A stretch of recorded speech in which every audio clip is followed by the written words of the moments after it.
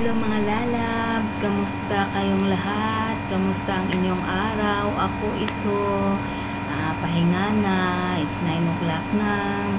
So don't mind sa aking likuran, yan ang aking higaan, yan ang aking upuan. Kasi nandito na ako sa kwarto ko, kaya it's time to rest na. So kailangan ko munang i-share sa inyo. Paano mo malalaman na mabait ang iyong amo? Sa akin, sa base ng aking experience lang to ha, from start until na nakailang kontrata na din ako sa kanila, until now, same treat, same, walang pagbabago. Una, welcome na welcome ka sa kanila. Pag welcome nila sa'yo, o ganito, syempre, di ba? Hi, kamusta? Ganito, kamusta ang biyahe mo? Kamusta ang ano mo? Yung ganyan. So, diyan mo malalaman na mabait ang iyong amo. Ay, ito pala si ano, ito yung mga kamag-anak ko, ito yung mga ganito. Tapos, dadalhin ka rin nila sa iyong pahingaan kung saan ang iyong kwarto. Itutor ka nila niyan, ganito, ganyan. O, ito ang kwarto mo. O, binigyan na kita ng AC, mayroon ka ng AC, mayroon ka ng heater, mayroon ka ng TV, para pag nag-relax ka, may mapapanooran ka. Yan. Diyan mo malalaman na mabait ang iyong amo. So, pangalawa, mga pangangailangan, needs mo. Siyempre, kailangan natin ng toothbrush, toothpaste, mga sabon, yung ganun. Ibibigay nila yan. Kung ibibigay nila, diyan mo malalaman na, mabait pala ang amo ko. So, ganito. Sa food naman, ibibigay nila ang kung anong mayroon sila. Sasabihin nila na, mayroon akong mga pagkain dito sa rep, huwag kang mahiya, ganito, ganyan, kumuha ka lang, ano mo lang na sarili mong bahay ito. Yung ganun, kumuha ka lang dyan, huwag kang mahiya, yung ganyan. Tapos, dito kasi sa amin, may mga food allowance kami. So, ang food allowance namin ay hindi sapat dyan sa pagkain namin ng isang buwan. Pero okay lang din yun. Kasi dyan mo makikita sa amo na kung nakakaintindi ang amo, ibibigay niya kahit na hindi ka nakabili or hindi niya alam yun. Magbibigay at magbibigay yun siya ng mga pagkain mo or ganito, kainin mo or ganito.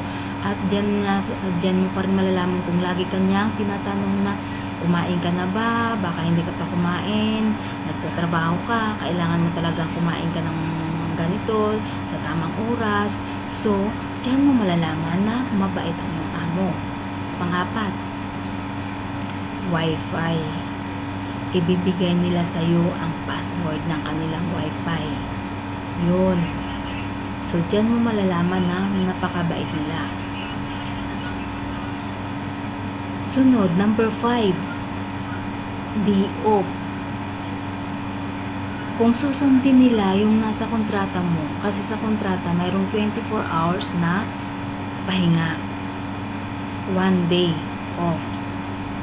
That means 24 hours yun.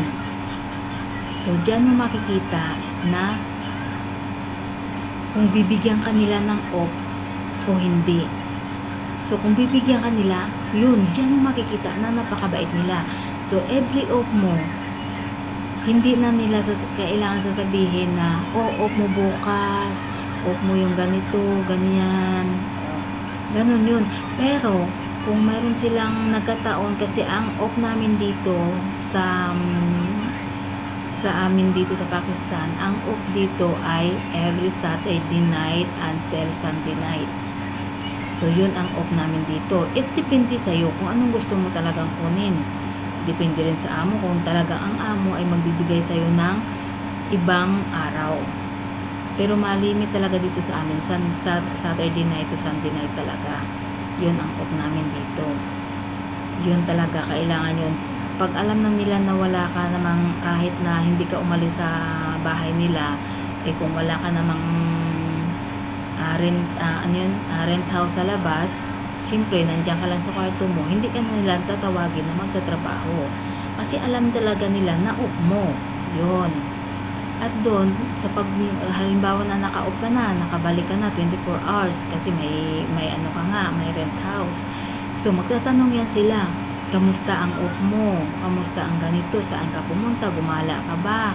O kumain ka ba ng gusto? Yung ganon. So, dyan mo makikita ang amo na mabait pala sila. So, ngayon, pang-anim, rest time.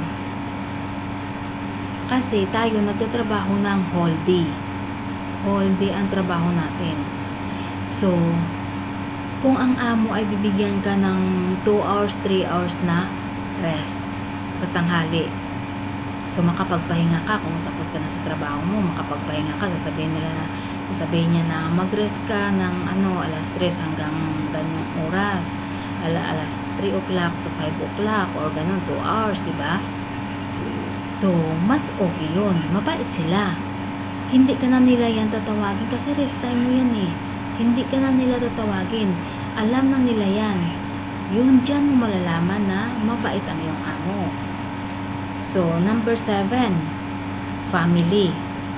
Magtatanong yan sila, kamusta ang pamilya mo sa Pinas? Kamusta ang mga anak mo? Kamusta ang asawa mo? Kamusta ang mga kamag-anak mo doon? Yun.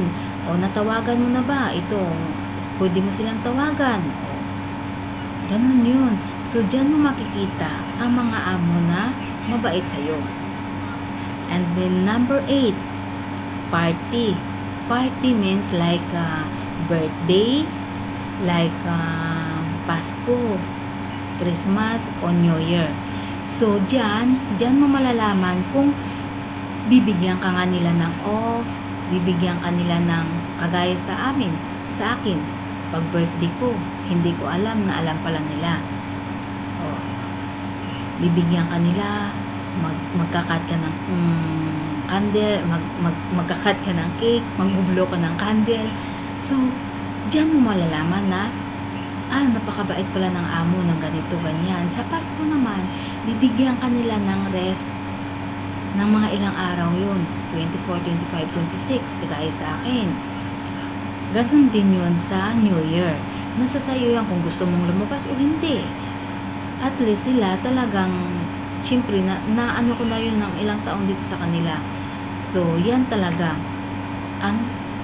Diyan mo malalaman na mabait ang iyong amo. Tapos, pang number 9, bakasyon. Kahit wala ka pang 1 taon sa kanila, nag-o-offer na yan sila ng bakasyon. Pwede kang magbakasyon, ganito. So, dyan mo malalaman. Tuwang-tuwa ka na, magbabakasyon ka. So, alam mo kasi, depende sa mga amo yun eh. May mga amo talaga na may concern sa'yo. Kahit hindi nila sinusunod ang kontrata, bibigyan ka nila ng, sige, magbakasyon kang ganito, bibilhan kita ng ticket. Ito, sa akin, based on my experience lang ha. Kasi, ito talaga ang amo ko. Wala pa akong 1 taon sa kanila, nagbakasyon na ako. So, yearly ang bakasyon ko dito. Tapos, number 10, concern sa lahat ng bagay. Magtatanong yan sila, kamusta ka? Kamusta ang kalagayan mo? Okay ka lang ba? Wala ka bang nararamdaman? O baka may nararamdaman ka or what ha? Sabihin mo or masakit ang ulo mo. May concern sila sa kalagayan mo. So then, pang number 11, they treat you like a family. Sa mga klaseng bagay. Una, especially sa pagkain, kumakain sila sa pagkainan. Tatawagin ka nila niyan. Sumabay ka na sa akin, dito ka kumain. Yung ganito. Kumuha ka rin kung anong mayroon kami dito. Yun. Yung mga gamit nila, kailangan mo rin gamitin. Ganun yun. Yung kagaya ng mga plato, pinggan, or basta ganun yun. Tapos, kung ano ang iniinom nila, yun din ang iinumin mo. So, yun. Diyan mo malalaman na mabait pala ang iyong amo. They treat you like a family. Yan ang last natin. Yan, diba? So, sana sa bidyong ito, mayroon kayong nakuhang idea or mayroon kayong nakuhang inspirasyon para sa inyong pagtatrabaho at para mapagaan pa at maano mo pa yung mapaigi mo pa ang trabaho para maging mabait ang iyong amo sa'yo. So, dito natin nalalaman na ang amo natin ay mabait. Sa akin, sa base ng aking experience lang to ha, from start until na nakailang kontrata na din ako sa kanila, until now, same treat, same, walang pagbabago. Sa aking pagtatrabaho ay sa bagay hindi naman tatagal. Mga ilang oras lang ang trabaho ko is look like from mag-start ako ng 9 o'clock until 12 or 1 o'clock. Yun. Tapos, pagkatapos niyan, syempre, magluluto na ako ng pagkain ko. And then, sa hapon naman, magro-roaming around lang ko niyan. Kung mayroong mga kalat, titingnan ko yan. Tapos, kung mayroon akong plantsahin, yun lang. Tapos, sa gabi naman, kasi dito pala, hindi ko pala nasabi dito, may mga kanya-kanya kaming trabaho. Like sa akin, tagalinis lang, or ikaw ang taga-manage ng bahay nila. Yun lang sa akin. So, ang pagluluto, mayroon silang cook, mayroon silang helper. So, sa akin kasi, alam mo, hindi ko kasi ugali na kung ano ang trabaho ko, yun ang tatrabawin ko. Hindi. Marunong din akong tumingin sa mga taong nasa paligid ko na nahihirapan na ako walang trabaho. Tinutulungan ko sila. Yun. Pag may hapunan, yun, kasi ako ang naka-assign dun sa mga plato. Kung ano ang kailangan ng kung anong mga plato ang dapat kong ilabas, yun ang kukunin ng tagaluto at saka helper niya. So, yun dun nila ilalagay. So, ako lahat ang nagde-decide kung ano ang gamit na dapat nilang gamitin. Yun. So, hanggang dito na lang sa susunod na video. Sige, at it's time to sleep na ang inyong palalabs. Sige, bye!